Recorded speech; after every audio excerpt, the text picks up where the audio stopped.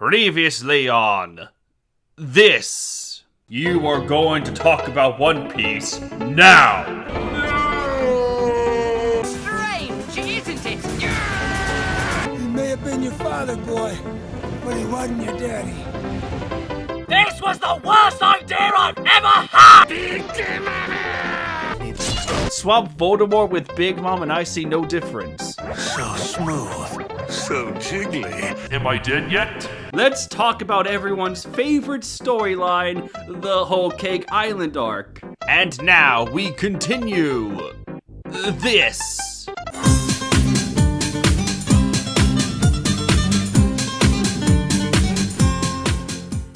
We then cut to one of my favorite fights in this arc, Pedro versus Tamago. The reason I like it so much is that during this one clash, you feel the tension, you feel the weight of every blow, and it is here where we not only see Tamago prove himself as a worthy rival, but we finally see Pedro's backstory. It would be expanded upon a little more at his final curtain call, but this moment is great. All in all, Pedro's a dead cat walking, but before he goes out, he's making sure that the people he puts his trust into get out of this safely. Pedro right here is one of the best characters in this arc. He's not in it a lot, but every time he appears, it's great to watch. The fight ends when Pedro decides to heroically blow himself up along with Tamago.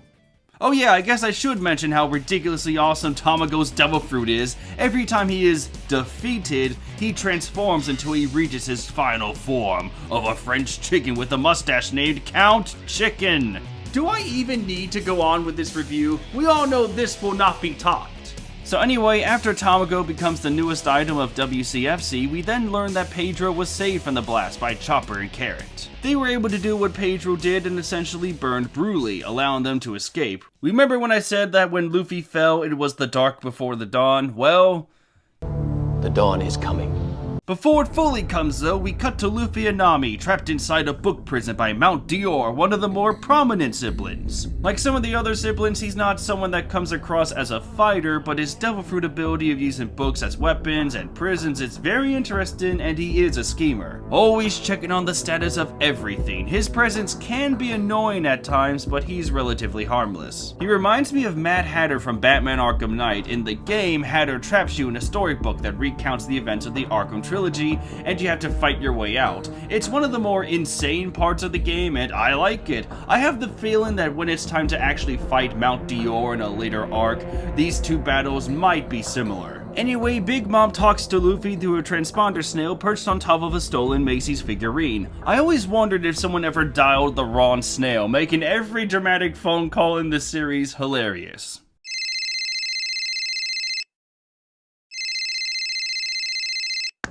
Hey, you've reached the Cloak, private investigator and lifelong fighter of the International Communist Conspiracy. How may I help you?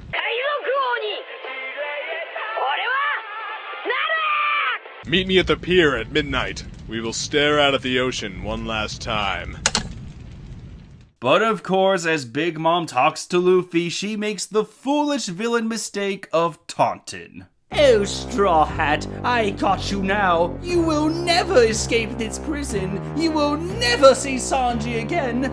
And no one will come for you. You are so going to die here. Mama, why are you enunciating specific words? Because I know that Luffy has lost and there is no power in the universe that can save him. What about Jinbe? Or the rest of his crew? What about Sanji? What if he's playing us like a damn fiddle? What if there is a higher power that is conveniently making it so that the mere second we leave this room, someone will come in and save Straw Hat? And the reason he's making you talk like this is because he wants to add more milk to his cereal. Mama? No one will save you now, Straw Hat! The conversation continues as Nami reveals to Big Mom that the Vivre car she has belonged to her daughter Lola. Now in Thriller Bark, Lola stated that her mother would do whatever it takes to protect her children and would be friends with any of their saviors. So with that in mind, it looks like Big Mom is now going to be an ally to the Straw Hats. Joy Boy Theories must be doing something extremely inappropriate to himself right now. So, let's see that smile, Big Mom. The kingdom here! Oh, that's right. Because Lola ran away before she could be forced into marriage, Big Mom lost her last chance to be with the Giants of Elbaf, thus ruining her dream of having a family of every race. Follow that up with Big Mom's most hated nemesis mocking her, and you have an angry mama. Don't worry, Joey boy. One day. One day. Or it might not be any day, oh well. To be fair though, at least we finally have closure on this plot point. There were many theories up to this point about how Lola and Big Mom were connected, and this scene was the final confirmation for many. It's cool to see that event finally pay off. True, it didn't end with a happy ever after, but it feels good having some closure. I don't know if it's just me, but ever since the new world started, there have been more questions than answers, especially with the Reverie arc. After Big Mom and her children leave, one of the other children, Appa, who is never legally allowed outside without wearing one giant sensor bar, is about to torture Nami to find out where Lola is, but suddenly Jinbe comes out of nowhere, again, and knocks Appa out, freeing Luffy and Nami from the book prison. Oh no, what an unexpected predicament! Who could have possibly seen that coming? I can. Shut up! I can as well. I will slay you! Meanwhile, Big Mom is walking through her castle to meet up with the Vinsmokes. As she does this, one of her kids keeps talking about how cool the Vinsmokes are, which makes Big Mom angry. Wait, what? Why would she be angry? She's getting a powerful son and a loyal kingdom known for their science and conquest in exchange for her daughter getting a husband that actually respects her. Why would Big Mom show such resentment? Oh, I get it. I bet Big Mom has heard so many good things about the Vinsmokes, she's understandably a little tired of hearing such praise. She also has to plan a wedding, and it's the next day. Wedding stress can get to anyone, no matter how many times you do it. I'm sorry if I questioned you, Big Mom. I should have known that you would act like this instead of a poor man's version of a Saturday morning cartoon villain that would hate the Vinsmokes because she could, or was plotting to kill them. That right there would just be stupid. Like, incredibly stupid. So where were we? Yes. So, we finally get to see Brook in action. While Pedro was fighting Tamago, Brook took his time to break into Big Mom's treasure chamber in order to copy the information from her poneglyphs. And from here on out, Brook is no longer known as Brook. He is known as MF Brook, or Motherfucking Brooks. He is easily the MVP in this arc. For you Dragon Ball Super fans out there, remember how Android 17 was seen as someone inconsequential, only to get the best scenes when the time came? That is Brook now. He has a brand new move that affects your literal soul, is able to steal all of the poneglyph information, fights 3 of the oldest and toughest people on Whole Cake Island, which are Big Mom, Perospero, and Katakuri, and live to tell the tale. He was the only reason Beijei's plan was able to progress, as he smashed Mother Carmel's photo to pieces, he fights Big Mom's fleet, and he saves Carrot at the end of the arc. I always found Brook to be one of my favorite characters. I come from a musical family, so it's no surprise that I like him. But his personality and, what's the word I'm looking for? Badassery is on full display. Just look at this scene. 誰一人死なねえのかい。みんな死ぬかもしれない。死ぬことを計画に入れるバカがどこにいますか、お嬢さん。Unfortunately though, despite his best efforts and amazing last stand, he is still easily beaten by Big Mom and taken captive. Thanks to his uniqueness though, Big Mom will spare him and keep him as a keychain. And you too can have a Brook keychain for only $69 on Amazon. Soul King Power sold separately through Black Magic. After the battle is over, we then transition to a disturbing scene where we see Reiju has been shot and later captured by her attacker. Who could have done this? To answer this, it's time for another round of the Trevor Tiger Pop Quiz. So, who shot Reiju? Is it A, Puddin', B, an Australian mate named Ethan, C, a Splatoon sniper that camps and nobody likes, or is it D, it's clearly Puddin', stop wasting our time? If you guessed any of these answers, then congratulations, you are once again wrong. For you see, you all thought it was Puddin'. But it was I, Dio! Huh. What is that from? Are you serious? Yeah, really, what is that? It looks kind of fun. It's JoJo's Bizarre Adventure. Cool? Are you telling me you've never seen JoJo's Bizarre Adventures before? No, I haven't. Is that such a bad thing? Is it? I can't even deal with you right now. Go back to your review. Go back. How in the name of me has he not watched JoJo before, that uncultured swine? Wow, I can see how you have so many followers. Anyway, as it turns out, it was Puddin that shot Reiju. This was the big twist I mentioned when I first talked about Puddin. She revealed her evil intentions to Luffy and Nami when they are in the book prison, and we now get a full dosage of her when she talks to Reiju and taunts her. You see, even though the German kingdom believes that they're an honored guest, the wedding is actually one big trap orchestrated by Big Mom so that all of Germa's soldiers and their technology were in one place and couldn't escape if they wanted to. Puddin also reveals that when she makes her vows with Sanji, the entirety of Big Mom's crew will kill the Vinsmoke family Godfather style and take their scientific castle for themselves. So all this time, Big Mom's plan was to kill the Vinsmokes.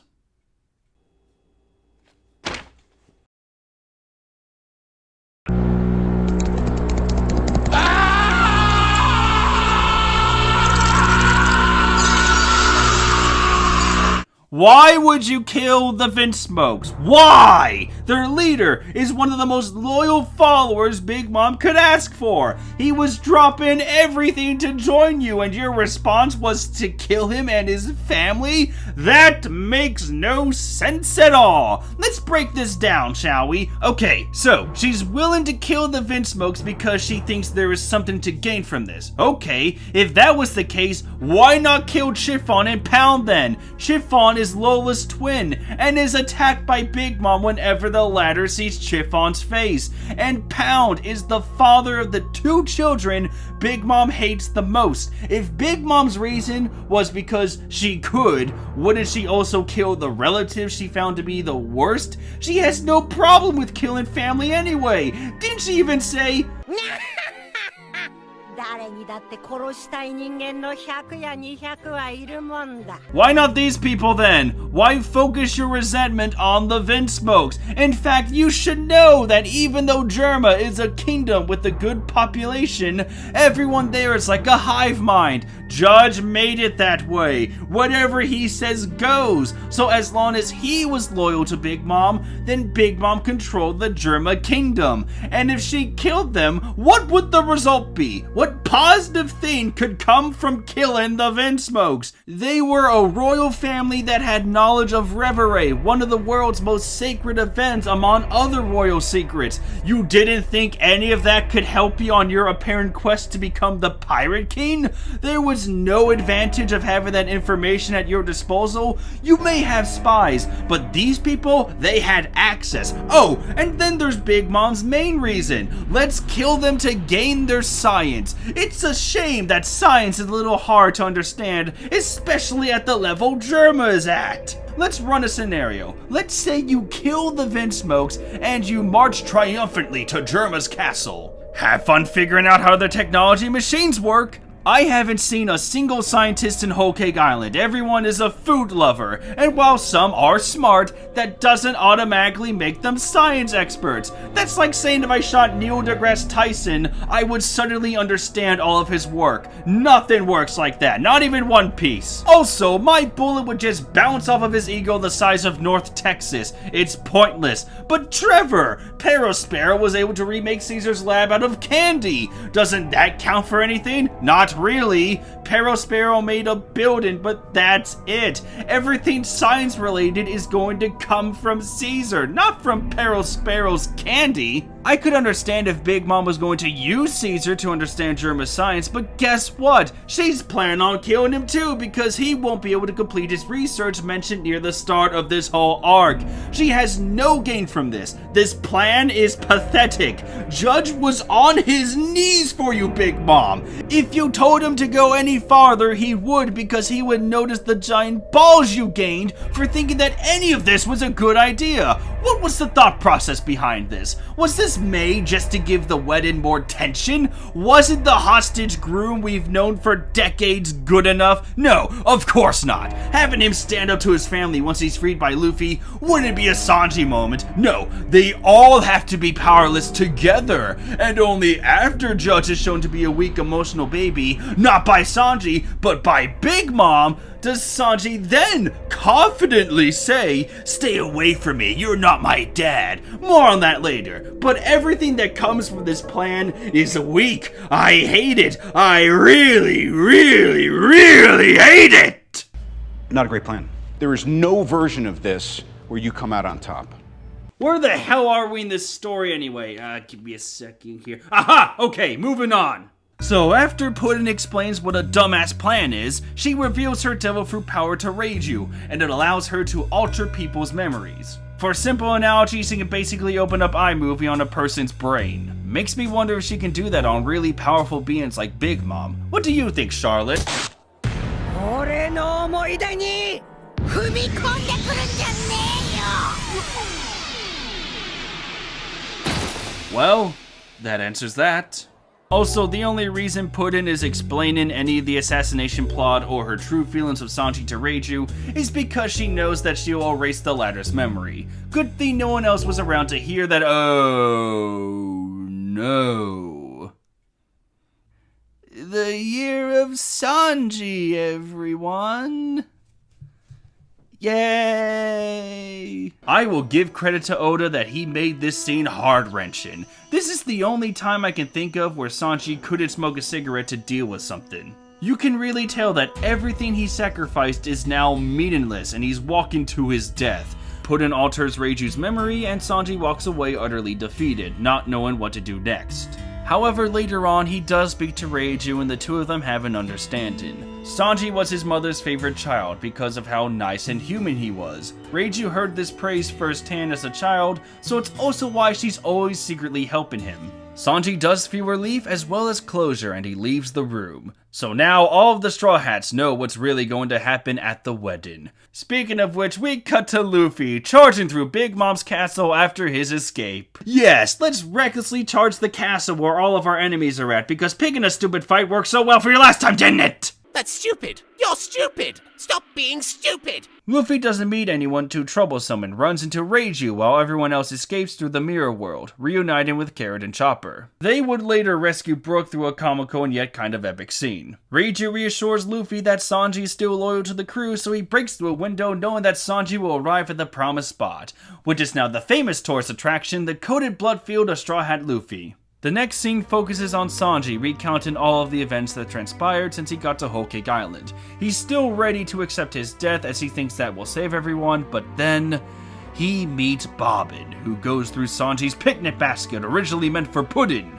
This man, no, this demon, was the first pirate we saw directly conversing with Big Mom during her intro. His powers are hypnosis by bobbing his head, and while he doesn't have an impressive bounty for many fans, this was the moment that we all knew that a major showdown would occur. Sanji was caught outside of his room, and when Bobbin touches Sanji's food, Sanji has an emotional rush. He remembers Luffy and has suddenly gained the resolve to run back to his friend, ready to save him, but he knows that to do so, he must fight Bobbin. This would mean fighting Big Mom and putting everyone at risk. The emotional weight is high now, and this battle will be easily remembered as a staple in all of anime. Sanji's character arc was building to this moment of defiance. Now, let us all sit back and watch the epic battle unfold. Proceed.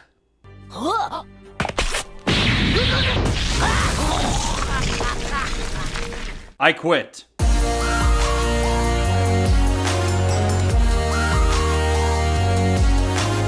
Now, to be fair, I do like how Sanji in that one moment does have a "holy shit, what have I done" realization before his resolve is cemented and he chooses his friends over Big Mom.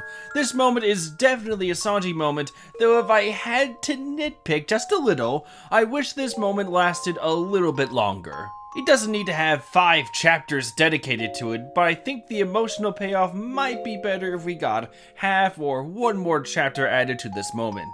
Sanji then runs towards Luffy while also facing similar challenges that happened when he tried taking food to his mother. The rain, the dog, it's a really great parallel that explains how much the crew means to Sanji. So he finally reunites with Luffy, the latter eats the meat, and while words are said, all is forgiven at the end. Luffy then tells Sanji that if he really feels remorse for his family, then he'd be happy to wreck the wedding so that the Vinsmokes could be saved. You know what, Luffy? I've been mean to you for this entire review. To make it up to you, here's 1 captain point on the board for helping out a fellow crewmate. True, by choosing to wreck the wedding, you run the risk of everyone dying horribly, but it's the thought and sentiment that counts, right? After Sanji and Luffy are done talking, Jinbe reaches out to them and says that they have an ally that might be able to take down Big Mom and get them out of Whole Cake Island safely. This ally is none other than Capone Beijay. It's also here where we finally get to see his backstory, and it pretty much is an anime version of The Godfather. So if Luffy is interested, he and Sanji will meet the rest of the Straw Hats at Beijay's lair, and they will all come up with a plan to kill Big Mom. Now this is getting good. I mean, when Law, another supernova, first proposed an alliance to take down a Yonko, there was only a 30% chance it would work. Beijay, though, is a killer and has never failed to kill someone before. He actually knows how Big Mom operates, so this creates a fun difference in viewpoints for the fanbase. You either side with Beijay because of who he is, or you still believe in Big Mom because, as Peckham's told Beijay, the latter really is underestimating her. Anyway, the Straw Hats finally reunite with each other and Luffy officially meets Beijay. What does he want to do? Well, it wouldn't be a Luffy moment if he didn't want to punch someone, though it is justified for